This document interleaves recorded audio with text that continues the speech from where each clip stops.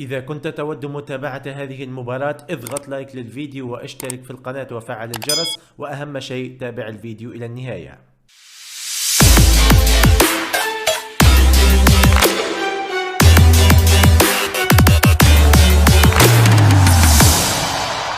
هنالك العديد منكم يبحثون على طريقة مشاهدة مباراة الفيصلي والسد اليوم، بث مباشر بتاريخ 6 من نوفمبر 2023 في دوري أبطال آسيا، بينما ستلعب المباراة على الساعة 7 مساء بتوقيت تونس والمغرب والجزائر، والساعة 9 مساء بتوقيت السعودية ومصر والعراق. وبإمكان حضراتكم مشاهدة المباراة مباشرة على قناة SSC سبورت إكسترا 2، كما يمكنكم متابعة أحداث المواجهة على موقع بيت رادار وموقع سوفا سكور وتطبيق 365 سكور بشكل رسمي ومجاني. ويمكنكم أيضا مشاهدة المباراة بطريقة مدفوعة عبر تطبيق شاهد VIP.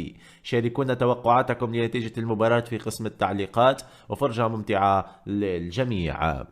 تابع المزيد من الفيديوهات من خلال الضغط على الأيقونات الموجودة في الشاشة.